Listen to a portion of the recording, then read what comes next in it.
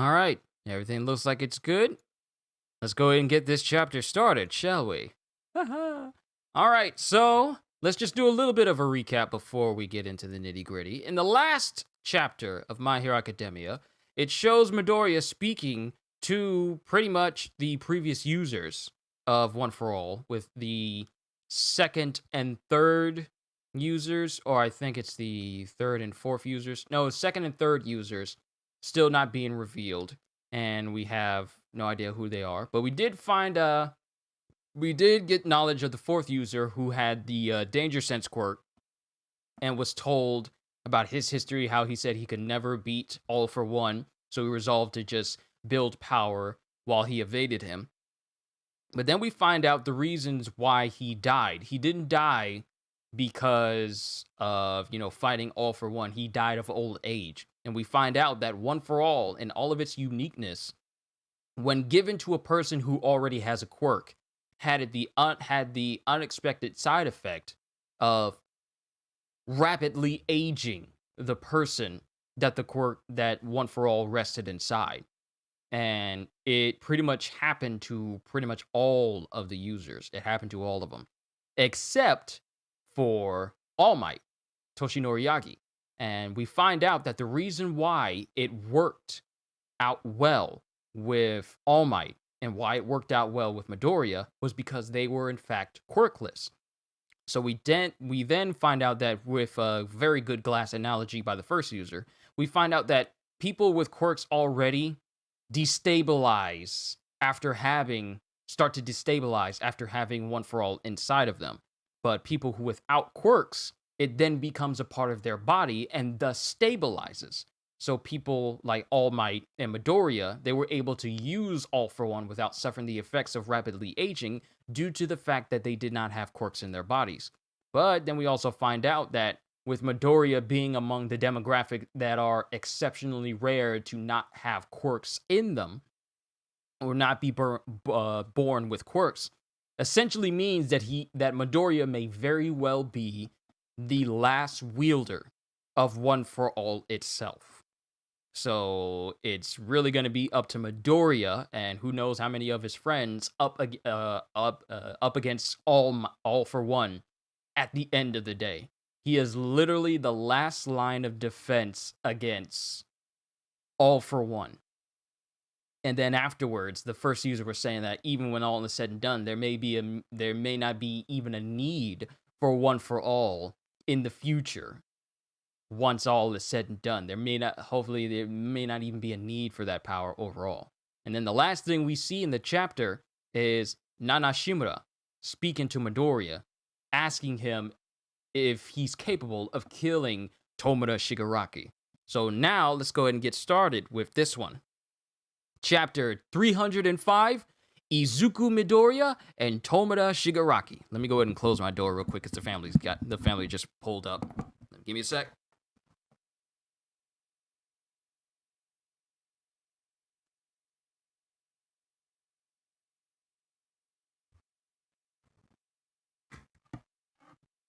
Sorry, gotta put this away. Can't be wielding the Elder Wand, that's far too much power. Far too much power with my One Ring and my Infinity Gauntlet and both Mjolnirs. But, let's get started with this chapter. Chapter 305, Izuku Midoriya and Tomura Shigaraki. And then Nana Shimura speaks. Tell me, can you kill Tomura Shigaraki? And then Midoriya doesn't say anything. Then she says, that's not a request. I'm asking about your resolve. You looked at him and saw someone who looked like he needed saving. That's what you thought. Oh, so it appears that all the users can, effectively see through Midoriya and what's going on out there in the real world due to the nature of One for All and how during that point where All for One tried to gain control of One for All, they all started to, become more active within One for All itself. You looked at him and saw someone who looked like he needed saving. That's what you thought. We know that much because we're in sync with your emotions. Oh, Kind of what I was saying, just a little bit. And then we have Banjo speaking. The issue is, he sure didn't look that way to us. No doubt he's suffering, what with All for One taking over his meat suit, but that don't mean the kid is hoping to be saved. Even in a sitch like that, his eyes are filled with nothing but hate. And then the first user speaks. That's how he was groomed. My brother's own damaged body now holds him back. So it's likely that he schemed to hijack the boy's body and soul as part of a grand plan to acquire One for All. First me, then my successor, N. That jerk tried stealing One for All from us twice and failed twice. Bending and breaking the basic principle of One for All takes a powerful will and emotion strong enough to override One for All. Emotions so strong they're too much for one person to bear. We're thinking he's trying to use Shigaraki's hatred to get the job done. And then we go back and we see... then we have a flashback to when, Shigaraki was using his ability and everything. Or I think this is in the dreamscape of All for One trying to take that power. The rule is that only the will of One for All's wielder can affect it, but your rage is starting to eat away at that very rule. Because the origin of One for All was itself a powerful will that refused to submit to All for One. And then we cut back to the first user speaking. The basic premise is that One for All is tasked with destroying All for One. It seemed that Yagi accomplished this, but my tenacious brother managed to rise again. Wow, so let me go back and read through this again. Bending and breaking the basic principle of One for All takes a powerful will and emotion strong enough to override One for All. Emotions so strong they're too much for one person to handle. So All for One is pretty much hoping that the massive rage that's in Shigaraki can override the very basic principle of All for One that makes it impossible for it to be taken by force. He's just using the boy. And then Nana Shimura says, Izuku, I know telling you this is incredibly unfair to you, especially after all that talk about how you can't walk away from this. Tomino Shigaraki is my grandson. To better fight All for One, I removed myself from my son's life, and Tomino was the end result. It's beyond shameful for an adult who's failed over and over to burden a boy of 16 with her old debts. I know that, but all the same, if that thing grows into the ultimate evil, then no one will be able to stop it. And then it shows like an example of Shigaraki, with butterfly wings, I guess, blossoming into the ultimate evil that she's speaking of. Someday you'll fight against that ultimate evil, perhaps. And this is just a reflection of back when, I guess, All Might was speaking to Midoriya back then. But going forward, Nana says, it won't be enough to simply forgive him or try to come to an understanding. There are some people in this world who cannot be saved. If a person who looks like they need saving actually turns out to be someone beyond saving, will you have the resolve to kill him if that's what it takes? And then all of the previous users just look on in silence. And then Midoriya, still trying to speak, says, I could see he was hurting, or rather, I could feel it. Now notice that he doesn't actually say this, but this is what he's conveying, because that part of his body has not fully formed in the One for All dreamscape. When Shigaraki's consciousness invaded One for All, when he was focusing so hard on his own dream, I felt it inside, all that rage. I felt a little boy crying. And then it cuts to Nana, and then back to Midoriya. Up till now, I've come up against all types. We see Chisaki, we see Stain, we see Muscular in this example. They refused to back down, so fighting was the only way to stop them. But I never understood what made them turn out that way. If I had, maybe things would have worked out differently. And he remembers back with Gentle and La Brava as well. Or who knows, maybe I still would have had to fight them anyway. Shigaraki killed so many people, and it shows the barren wasteland that is the area of the city that they were in. I forget the name of the exact city that they were in. I forget it. Shigaraki killed so many people. He's hurt people near and dear to me. It shows Endeavor, it shows Aizawa, it shows Gran Torino, and Bakugo. And yet, and it shows this big empty panel, except it shows Kid Midoriya walking towards a young kid, Tomura Shigaraki, with this little dog that he had before, Shigaraki kind of, everywhere. One for All is a power meant for saving, not killing. All Might taught me that. And and it cuts back to the very first time we see All Might back in a flashback video when Midoriya was a kid, on the video where he was saving all those people, and Midoriya was rocking in his chair watching the video countless times. We see this flashback, and then it cuts to the vestige of All Might in this stance. And not just me, All Might and all of you who've built up this power have given hope to countless people out there. I get that this power was first meant to destroy that evil, but you've all given your lives to link the chain this far. And I think there's another big purpose behind it all. And the vestige of All Might starts to cry. The vestige of All Might starts to cry in this moment. Maybe there's no other way besides killing, and I don't know what I'm gonna do when the time comes. But I want to save that little boy.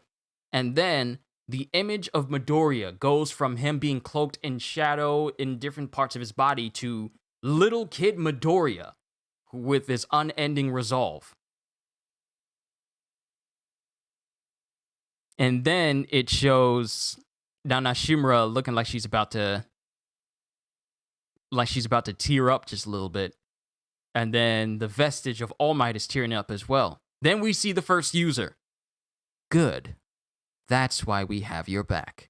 And then the first user puts his hand on the shoulder of the vestige of All Might. It's fortunate that our power passed to you two. And then he walks up and puts his hand on Nana Shimura's shoulder. It's fortunate that our power passed to you two. And then Nana Shimura, with a voice shaky, says, sorry for testing you like that. Gran Torino still lives, so when you wake up, please give him my best. Sorahiko, we made a bad decision. But we've been blessed with wonderful disciples. And then it has the first user turning towards the second and third users who have been, up against the wall this whole time, and he looks at both of them and says, now play nice, you two. You have to cooperate with our successor. He needs your help to unleash his full power. Yo, do we get to find out who these guys are in the next chapter? And find out what their powers are? Next chapter hits next week. We're not going on break with this. Are we going to find out who the second and third users of One for All actually is? Interesting.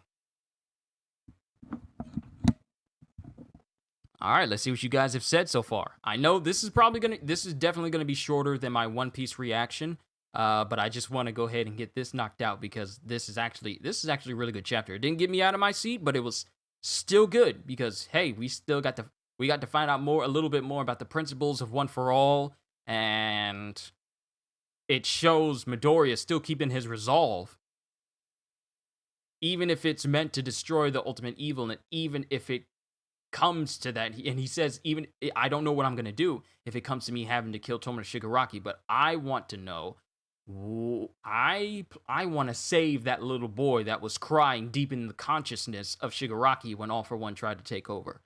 So let's see what you said. It would be really cool if Deku could control talking to the previous successors whenever he wants. That would be interesting. He might start training with them. He first needs to get rid of these black spots. It's a work in progress, though. He got rid of it briefly, as it showed, did Did I see the last panel? Look at the third user's shoulder. He has a booster that Ida does. Now, is it a booster or is it a part of his costume? It's kind of hard to say. But if he's a descendant from Ida's family, bruh, does that mean that Midoriya could wind up getting boosters? Do you know what that means? If Midoriya does in fact get boosters, that's a way he could essentially fly. The boosters on his back could be used as propulsion with float, and he could fly. Theories. So many theories. Do you think Shigaraki deserves a second chance? Yeah, it's not his fault. He never got a chance to become a hero, and he got brought up by possibly the worst possible role model in existence. So I feel like if he was brought up by Nana Shimura and actually giving good morals, even with his decay quirk, he probably, it might be tricky to control such a power because we've definitely seen the capabilities of decay. But maybe. Speed, flight, and power seems OP to me. He already has enough OP powers as it is. The ability to sense danger, the ability to throw out basically whips of black energy everywhere that are also incredibly powerful. And now he's able to float in the air. And if this second user, is in fact a descendant from Ida's family, then that would kind of mean that Midoriya could get boosters or a speed boost of some kind. I don't think the second and third users like Deku. Possibly. There might be a reason why there has to be a reason why these two decided to not face Midoriya at all during this whole conversation. But with the first user telling them to play nice and that Midoriya needs their help to unleash his full power, they got no choice but to speak up now. So hopefully we get to find out more about the second and third users and find out what their quirks are and just how they're just going to add on to Midoriya's power overall. All I will say is, even though this was another exposition chapter, I'm glad we got to see more about the machinations of One For All and Nana Shimura testing Midoriya's resolve about whether he has what it takes to combat Tomura.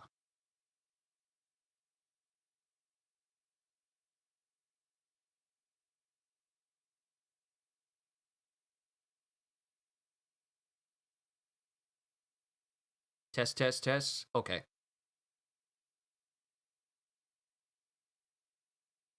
Just wanted to make sure that my mute button was working fine. But I don't know what to I don't know where we go from here. All I know is it's actually crazy to think about how strong Deku would be if he 100% controlled all quirks. That's scary when you think about it. 100% controlled float, 100% controlled super strength and speed, 100% controlled danger sense.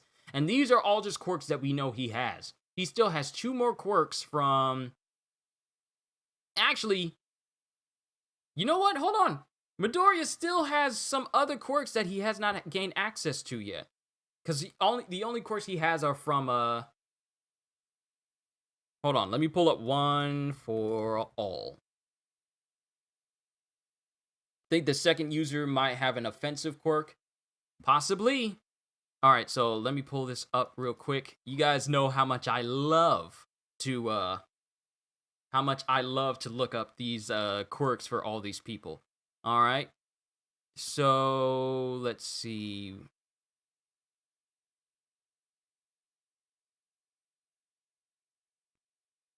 So we know the quirks of Nana Shimura, that's float. We know the quirks of Daigoro Banjo, that's Black Whip. Hikage Shinomori, that's Danger Sense. We don't know the quirk of N. He is the user after Banjo, but before Nana Shimura. So we don't know what N's quirk is. Hikage Shinomori, Danger Sense. Banjo, Black Whip. Nana Shimura, floating. but we don't know what the user between Banjo and Nana Shimura is, let alone the second or third users. So just picture it. And the thing is, we don't even know what his powers are. We don't know yet. His proficiency with One For All is unknown, as is his given quirk. He gave Nana Shimura One For All by giving her some of his hair in a battle with All For One. So we don't even know what N's power is. His name is N, E-N. And then the ones before Hikage Shinomori, we don't know their names yet, but I feel like we're going to find that out as well. Looking forward to that. Hopefully we find out what N's power is in the same chapter we find out who the second and third users are. So I really hope we find out what those quirks are. But just thinking about how powerful Midoriya is going to be once all of the quirks he has in One For All is discovered, that's going to be crazy. Not only that, but that just means there's going to be... I feel like with every single... And the thing is, Midoriya has to get really good at using all of these quirks, which means that... I'm not saying that it's Bakugo, but that really looks like him. I get where you're coming from. Spiky hair makes one spiky-haired person look like another spiky-haired person, so I can see that. But I wonder how his classmates will react to all of his new quirks. Here's the thing, they just thought that after all this time, he had super strength. But after the moment where, and then we see him using another quirk, which is Black Whip, and then they see him using Float. Like, the only people who know he has Float from his class is Shoto and Bakugo. They're the only ones who have seen it. Everyone else has absolutely no idea because they were all off someplace else. But the class is gonna... I don't know how the class is going to feel when they find out that Midoriya is going to be the only person in their entire class that has more than one quirk in their body. And the fact that he's discovering more and more. But overall, this was a pretty good chapter. Now, my thing is, what is going to be the significance of the second and third users? What type of quirks are they going to have? And what do they have to add to the conversation? Those are all things that I'm actually kind of looking forward to finding out. But let me bring this back up, because I'm done reading this chapter. It was a really good chapter, but I think the whole class needs to know One For All, or Deku might go to America. You know what? We've never been anywhere outside of Japan for the entirety of the series. So it'd be interesting to see what heroes from other countries is like. Because they were saying that, like, Hawks was talking about in previous chapters, how they were trying to contract people to come and help out what's going on in Japan. But since the Hero Bureau has been basically decimated, a lot of key members are dead and others too injured, the paperwork for them to get sent over to Japan is not getting filed. So no one's getting transferred in from different countries in order to give Japan a helping hand during these very trying times. So it'd be interesting to see what other heroes from other countries are like, especially America, because, I mean, that's how All Might based all of his moves, literally from all 50 states of America. So it would be cool to see how heroes from America respond to come to a base from America, how they respond. Let me get my words together. It'd be interesting to see how heroes from America come to Japan to see how their strongest hero, who used moves named after all 50 of their states, is. It'd be interesting to see whether they have respect for him, or if America is all like, America! Don't care! Or anything like that, like, yeah, we're America. You're strong, but we got some strong people of our own. You're All Might strong? Well, our American might is stronger, or anything like that. Who knows how heroes from different countries behave towards other heroes from other different countries? Remains to be seen. But since the paperwork for these heroes to be sent over is not getting done, then it might be a while before we actually find out what they're actually like. So I think Deku will go to an American hero school. I don't know. Offensive and defensive, maybe. The quirks for the second and third users, possibly. We're just going to have to wait and see for next week's chapter, which means that we're going to be getting... I want to see the #1 hero in America. It'd be funny if the number one hero in America has moves that are all based off of different towns and different major cities in Japan. Like All Might has all of his moves based off of all 50 states of America. It'd be funny. There should be an international tournament, 5 heroes each country. That'd be interesting. That would be interesting. But we're just gonna have to wait and see where this bit my tongue again. But we're just gonna have to see where this narrative actually goes from here on in, because there's still things to contend with.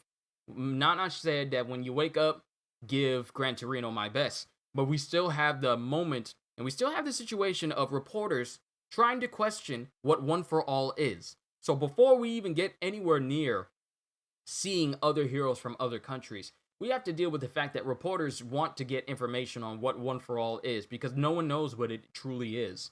And everyone has to get past that situation before we go forward, because things will get really dicey if the true nature of One for All gets out there.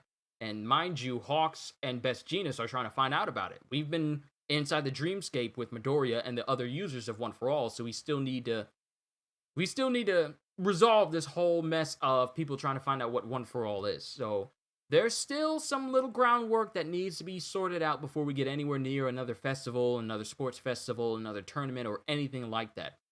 So there is still that to deal with. So hopefully in the next chapter we find out who the second and third users are, what their quirks are, and what Midoriya can look forward to using.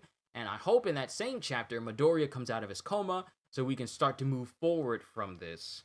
And then move into the moment where, the questioning for what One for All truly is. We get past that, and then we start to see more about where the narrative goes from there. I'm already interested in where this narrative is right now. Forgot to turn autofocus off of this camera, but we just gotta wait and see. We just have to be patient. We have to be patient and see where things go from here. But that is all I got for you guys, ladies and gentlemen. I told you this was going to be shorter than my One Piece reaction.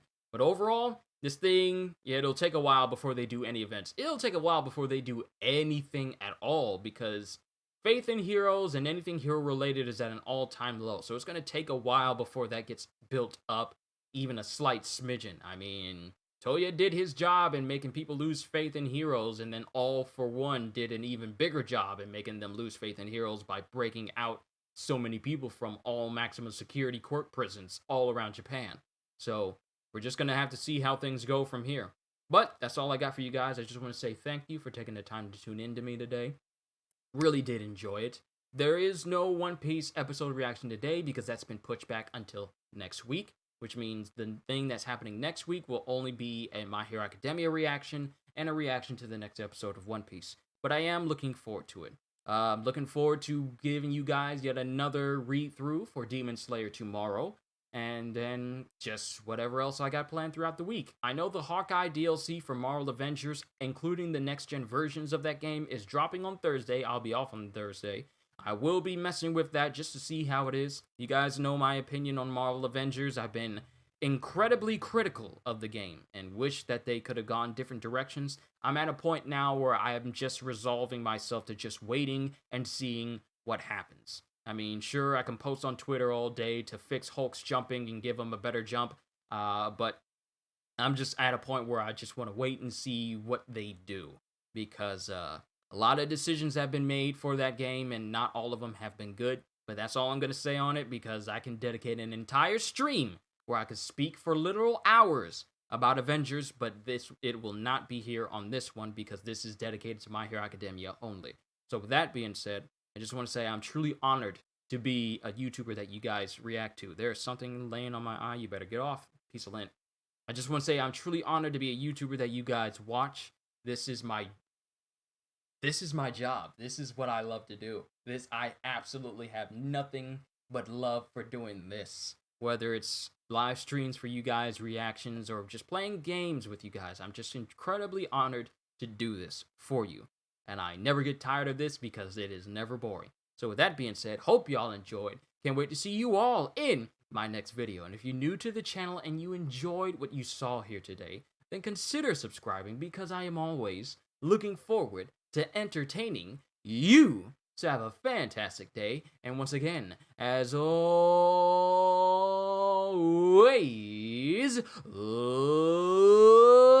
later, peoples.